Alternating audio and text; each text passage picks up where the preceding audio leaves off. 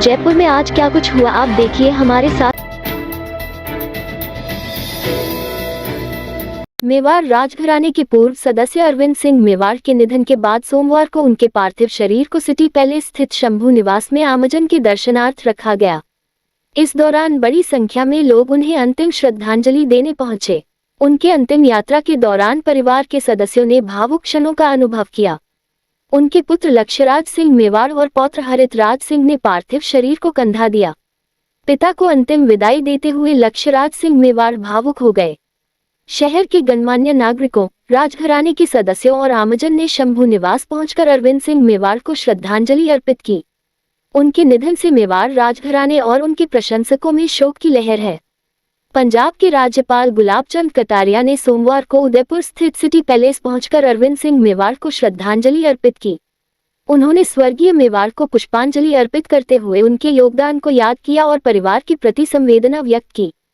इस दौरान कटारिया ने अरविंद सिंह मेवाड़ के पुत्र लक्ष्यराज सिंह मेवाड़ से मुलाकात कर उन्हें ढांढस बंधाया और दुख की इस घड़ी में धैर्य बनाए रखने की प्रार्थना की।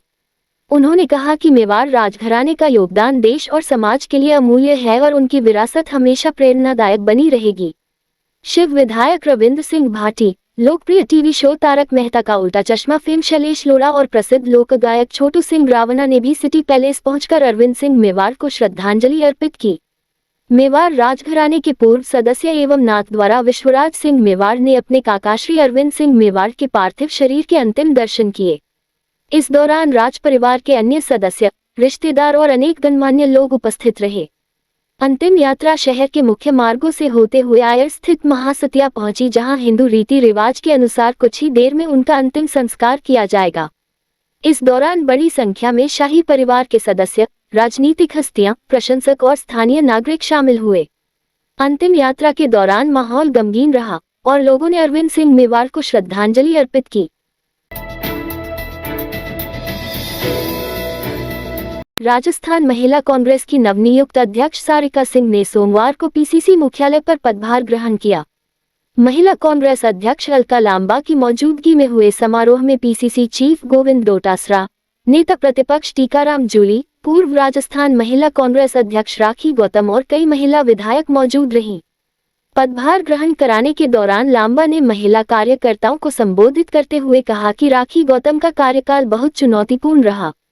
उन्होंने पार्टी से लोगों को जोड़ने का काम किया। हमारे नेताओं ने विपक्ष के रूप में इंदिरा गांधी के मुद्दे पर सदन के अंदर प्रतिपक्ष के रूप में जबरदस्त काम किया। विधानसभा में मंत्री ने क्या कहा, सबको पता है। इंदिरा विधानसभा में दादी, अरे भाजपा नेताओं, वह हमारी नानी थी। वह इंदिरा गांधी जिसने तुम्हें नानी याद दिलाई थी, शहादत की कुर्बानी दी। इंदिरा गांधी का अपमान इस देश की आधी आबादी का अपमान है। अरे भाजपाओं, अगर याद दिलाएंगे तो नानी याद आ जाएगी। इस अवसर पर लांबा ने सारिका सिंह को नए कार्यकाल के लिए शुभकामनाएं दी। पीसीसी चीफ गोविंद डोटासरा ने कहा कि महिलाओं को कांग्रेस से ज्यादा कैसे जोड़ा जाए, इस पर सोचना होगा। लोग कहते हैं कि महिला कांग्रेस को वोट नहीं देती, लेकिन अगर ऐसा होता तो कितने साल कांग्रेस सत्ता में नहीं होती। कमी यह रही है कि हमने महिलाओं को अभी भी पूरा अधिकार नहीं दिया है। उन्हें एमएलए एमपी नहीं बना पाए।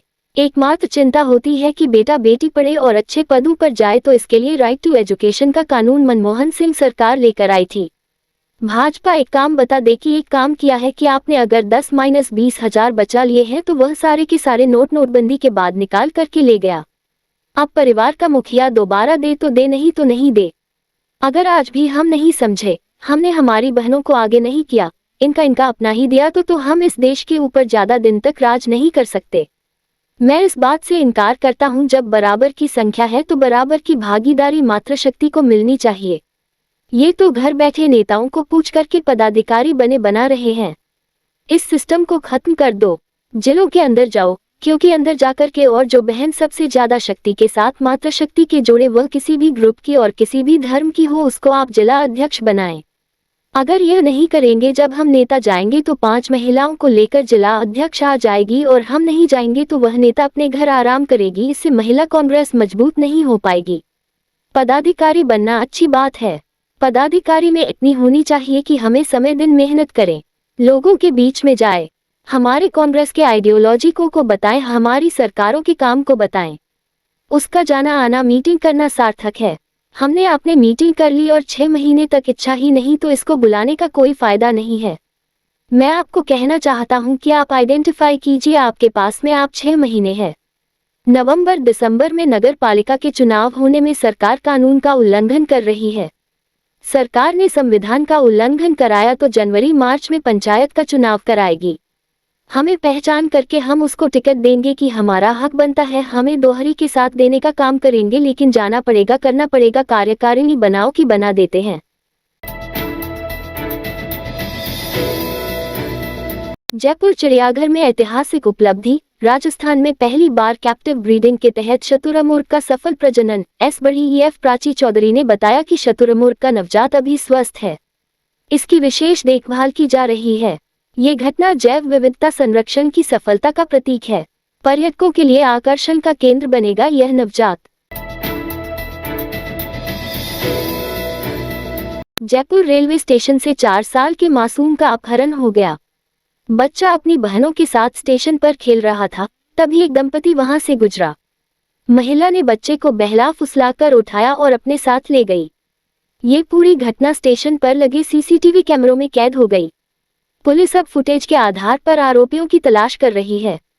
घटना 14 मार्च शुक्रवार रात 11 बजे की बताई जा रही है।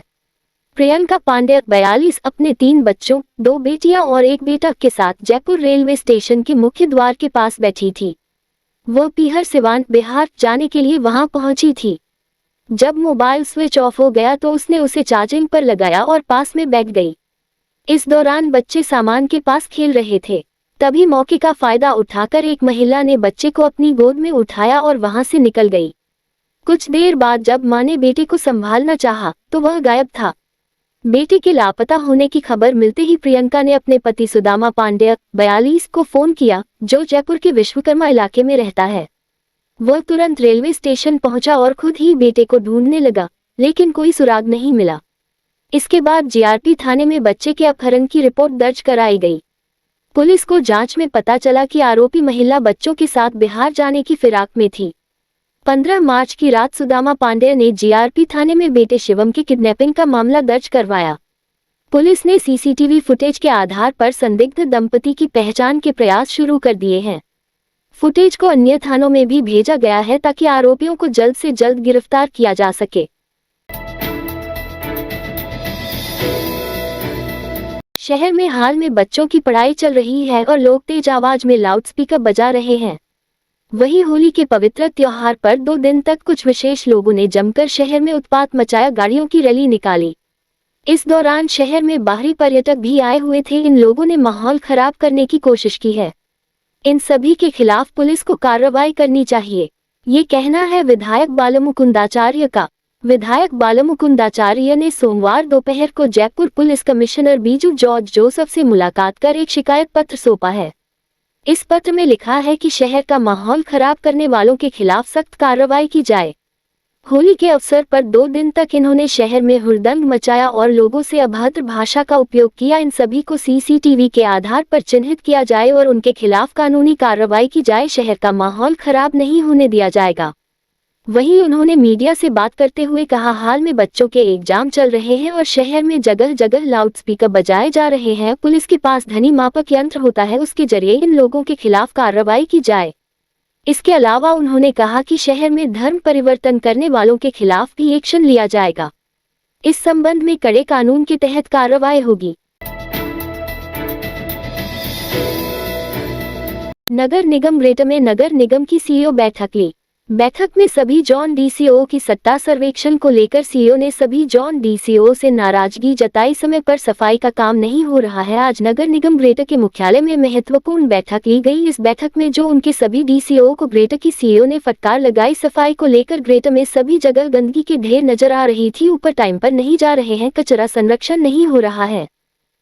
इस रात की सुबह नहीं होती जब तक हाथ में उसकी गर्माहट नहीं होती। चाय का प्याला, अखबार साथ पुराना है, मिट्टी से जोड़ता है। खबरों की खुशबू से सारा घर महकता है। हर रंग में ढला कहानियों से किस्सों तक ले जाता है बेरोक टोक। देश के हर हिस्से तक ये हकीकत का आईना है। ख्वाबों को सच करके दिखाता है। दैनिक नवज्योति आपके लिए, आपके साथ। ये थे आज के मुख्य समाचार। विस्तार से जानने के लिए पढ़ते रहिए दैनिक नव ज्योति। दैनिक नव ज्योति के YouTube चैनल को सब्सक्राइब करें और ताज़ा अपडेट के लिए बेल आइकॉन दबाएं।